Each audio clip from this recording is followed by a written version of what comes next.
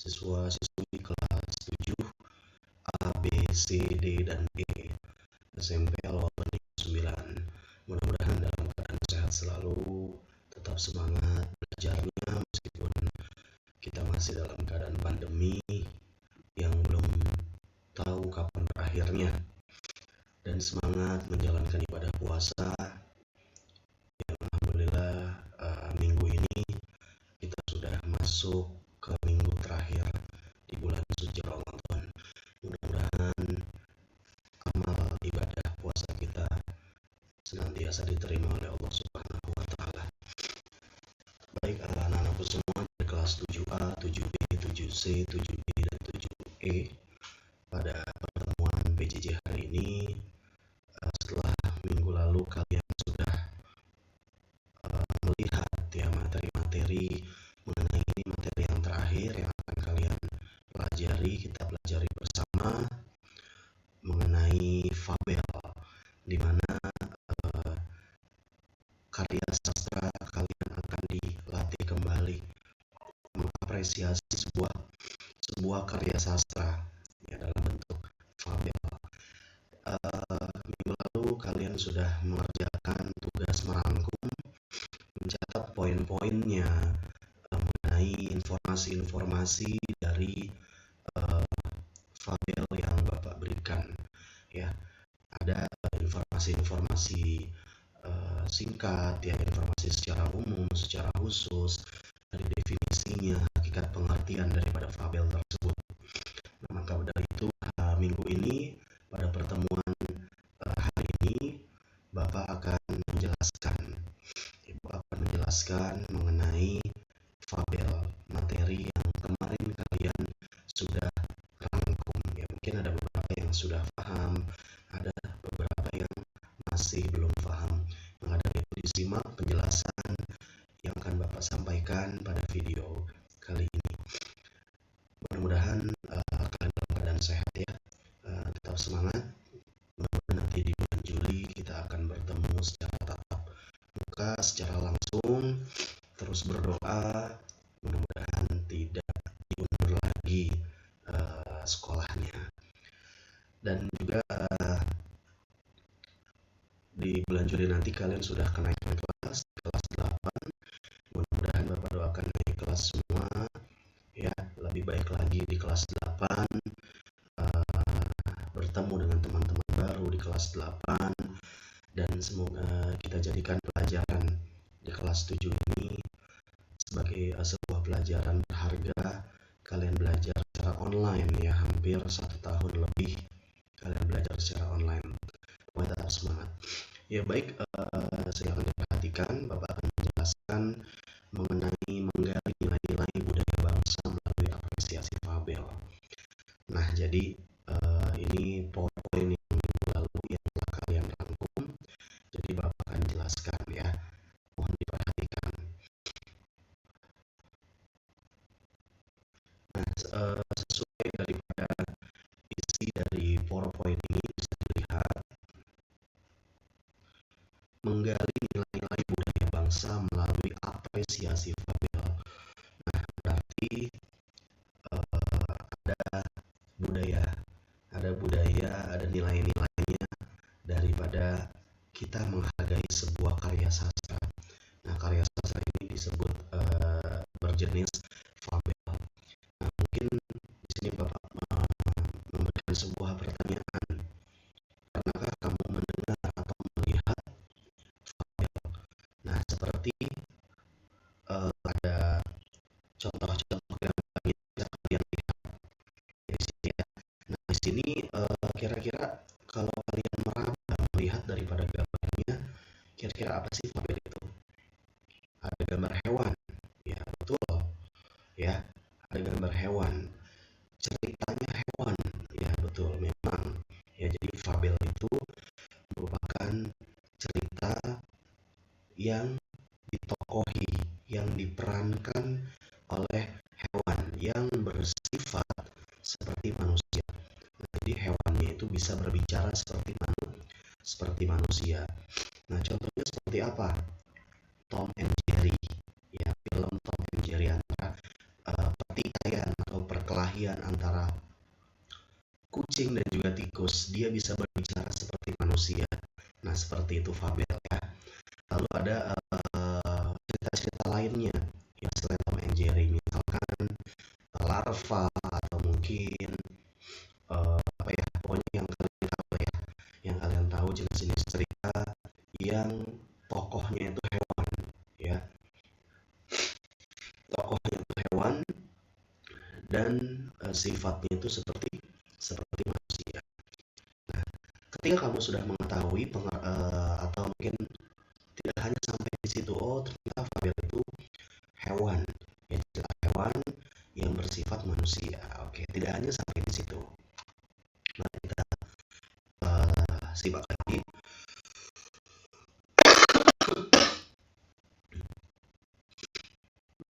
Di sini ada latar belakang teorinya, bisa kalian lihat ya.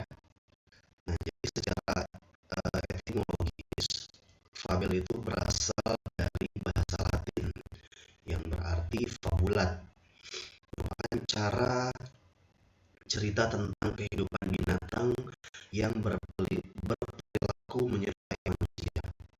Ya, diperhatikan, ini merupakan pengertiannya. Jadi setiap kali ada materi, kalian harus entah itu dari karya sastra atau mungkin dari kebahasaannya ya. Jadi harus mengetahui latar belakangnya dulu atau hakikat definisinya ya.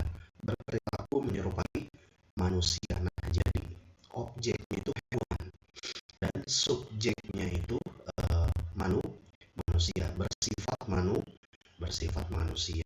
Nah, itu. Jadi fabel itu merupakan ya ceritanya semuanya hewan, tokoh-tokohnya hampir seluruhnya hewan. Nah, fabel ini berbeda dengan cerita fantasi. Dari bab-bab yang sebelumnya kita sudah mempelajari mengenai cerita fantasi. Kalau cerita fantasi itu cerita yang hayalan, tokohnya tidak hewan, tokohnya bisa manusia ya, manusia tetapi dia ada animasinya ya, ada robot, lalu ada teknologi yang di luar nalar manusia ya, misalkan manusia bisa terbang ya, lalu manusia bisa membesar seperti monster. Nah, itu namanya cerita fantasi. Nah, kalau ini fabel semuanya pure, semuanya murni hewan semua ya, jadi tokohnya itu hewan ya, tetapi dia bisa berbicara seperti manusia. Oke, itu inti daripada latar belakang dari fabel ini. Nah, sudah dilihat lagi, fabel juga disebut cerita moral karena pesan yang ada di dalam cerita fabel berkaitan erat dengan moral.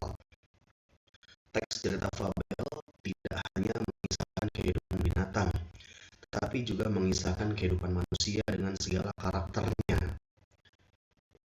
Nah, jadi ada nilai-nilai yang akan disampaikan daripada cerita tersebut. Misalkan Bapak angkat Tom and Jerry. Ya, Tom and Jerry ini tentang perkelahian. Ya, perkelahian, temanya itu pertikaian dan perkelahian antara kucing dan tikus. Bagaimana dia menceritakan atau menggambarkan kehidupan tikus, kehidupan kucing ya, dalam mencari makan ya, dalam mencari makan. Nah, misalkan kalau dalam film tersebut ya, cerita tersebut, Tom itu selalu gagal ya, sifatnya itu selalu gagal ketika berhadapan dengan Jerry, sehingga konfliknya itu selalu Tom itu kalah dan Jerry itu menang ya. Jadi Jerry itu cerdik, berarti seolah-olah tikus itu lebih cerdik daripada kucing. Nah, ini ada nilai moralnya, ada pesan moralnya ya, ada pesan moralnya. Lalu mungkin ada cerita lain ya, larva, tentang ular, pokoknya ulat ya, sejenis ulat. Nah, sejenis ulat ini yang selalu sial, yang selalu mengalami yang mengalami kegagalan ya, karena memang kehidupan ulat kan dia lelet gitu ya. Jadi ketika mencari makan, ketika beradaptasi pun dia tidak secepat tikus dan juga kucing. Nah, jadi berbeda. Jadi ada pesan, masing-masing ada pesan moralnya, gitu ya. Oke, baik, kita lanjutkan lagi. Eh, Misalkan ya, oh di sini ada contoh ceritanya, lihat ya. Nanti di akhir daripada materi ini Bapak akan apa ya? Kalian akan menuliskan cerita fabel ya, tapi murni daripada apa? Karya kalian sendiri ya. Tokohnya bisa ambil tokoh binatang ya, tokoh binatang. Nah, itu bebas, mau tokohnya ada binatangnya ada satu dua tiga empat, bebas, tapi dia harus bersifat manusia, berpikiran layaknya seperti seperti manusia. Oke, baik ya. Di slide yang berikutnya kita lihat di sini ada tokoh karakteristik daripada fabel. Kalau tidak kelihatan boleh di zoom ya agar terlihat jelas. Fabel mengambil tokoh para binatang. Watak tokoh para binatang digambarkan ada yang baik, ada juga yang buruk. Nah, jadi ada sifatnya ya, seperti manusia, ada yang baik, ada yang jahat. Lalu tokoh para binatang bisa berbicara seperti manusia. Ingat, ini karakteristiknya ya yang harus kalian perhatikan. Nanti di ujian akhir semester ini akan keluar ya, akan ada beberapa cerita-cerita daripada fabel. Jadi kalian harus perhatikan. Lalu cerita memiliki rangkaian peristiwa yang menunjukkan kejadian. Ada sebab akibatnya, rangkaian sebab akibat diurutkan dari awal sampai akhir. Nah, jadi ada nanti itu masuk kepada strukturnya. Insya Allah nanti minggu depan, karena minggu depan kita sudah libur ya, nanti kita akan libur selama 2 minggu, jadi terpotong 2 minggu libur lebaran. Nanti untuk struktur dan kaidahnya nanti akan Bapak jelaskan ketika masuk kembali. Nah, lalu fabel menggunakan latar alam. Nah, jadi latar itu banyak alam ya, karena memang hewan itu kan banyak di alam. Nggak mungkin ya hewan itu ada di kantor, atau mungkin hewan itu ada di apa ya, pokoknya tempat-tempatnya manusia, tapi dia kebanyakan latarnya alam, pegunungan, hutan-hutan ya, seperti itu. Nah, lalu itu tadi merupakan karakteristiknya ya, jadi kalian harus diperhatikan untuk dari karakteristik daripada fabel tersebut ya. Nah, lalu di sini ada unsur pembangun fabel, bisa dilihat. Oh, tidak terlihat ya. Oke, karena aplikasinya, jadi ada unsur pembangun fabel itu nanti bisa kalian lihat di catatan kalian. Nah, baik, yang berikutnya. Nah, ini ada jenis fabel. Nah, jadi dari pemberian watak dan latarnya dibedakan fabel alami dan fabel adaptasi. Nah, jadi memang alami ini memang apa ya, berdasarkan kisah nyata. Ya, misalkan ya ada seekor buaya ya, ada ceritanya. Ya, misalkan apa ya, ada seekor buaya yang hidup ya, berdasarkan itu biasanya buaya-buaya yang ada dilestarikan ya, atau mungkin seekor gajah, kehidupan seekor gajah ya, di mana gajah ini harus dilestarikan agar tidak punah. Biasanya penulis melihat dulu ketika ada fabel alami. Nah, fabel alami ini berasal dari ada adaptasinya. Misalkan di hutan tersebut khusus binatang macan, mungkin harimau. Nah, dia melihat kehidupan harimau itu seperti apa. Dia menganalisis, dia meneliti. Begitupun dengan gajah ya. Dianalisis tuh kehidupan gajah. Apakah sehari-harinya seperti apa? Ya, lalu bagaimana cara apa ya, melindungi atau melestarikan gajah tersebut agar tidak cepat punah. Nah, itu merupakan fabel alami. Nah, kalau yang fabel adaptasi, nah di sini ada ya, kita lihat.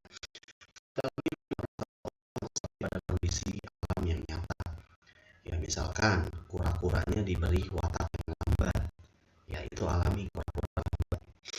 Singa sifatnya buas, lalu buaya itu lambat tetapi ganas, ya.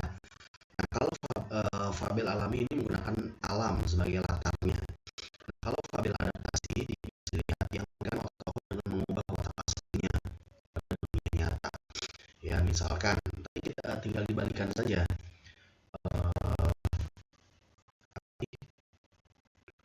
Kura-kura lari cepat, singa menjadi lambat. Ya, ini karena diadaptasi, diolah lagi dengan oleh penulisnya. Nah, maka dari itu ketika kalian ingin mengadaptasi sebuah fabel, nanti ketika kalian menyusun teks fabelnya, nah kalian boleh memilih nih antara fabel alami dengan fabel adaptasi. Nah, kalau kalian memilih fabel adaptasi, berarti kalian kreatif, ya, bisa bisa menyusun sebuah karya, ya, dengan kemampuan kalian, ya, mengubah watak daripada tokoh yang sedang dimainkan, seperti itu, ya. Lalu ditinjau dari kemunculannya, pesan dibedakan fabel dengan koda dan tanpa koda. Fabel dengan koda berarti fabel dengan memunculkan secara eksplisit pesan pengarang di akhir cerita. Sebaliknya, fabel tanpa koda tidak memberikan secara eksplisit pesan pengarang di akhir cerita. Nah, jadi antara fabel yang di koda ini merupakan sebuah amanah daripada penulis. Nah, jadi kalau fabel yang alami biasanya ada pesan-pesan moralnya, ya, banyak pesan-pesan yang akan disampaikan oleh penulis kepada pembaca. Jadi bukan berarti fabel adaptasi juga tidak ada pesannya, ada, tetapi pesan yang maknanya secara alami itu terdapat di fabel yang alami. Tetapi kalau diadaptasi karena memang sudah diubah, ya, karena sudah diperbaharui, itu nanti pesannya juga berbeda, seperti itu, ya. Jika diperhatikan lagi dari penjelasan dari Bapak dari awal sampai akhir, di sini nanti ada unsur pembangunan fabel, di mana unsur pembangunan fabel ini merupakan, jadi sebelum kalian membuat cerita fabel, kalian harus perhatikan unsur pembangunan fabel ini, ya. Nanti ada di catatan kalian, silahkan dipelajari. Jika ada pertanyaan yang masih belum paham, silakan boleh ditanyakan langsung dan Bapak melalui chat pribadi, ya. Jangan lupa langsungkan.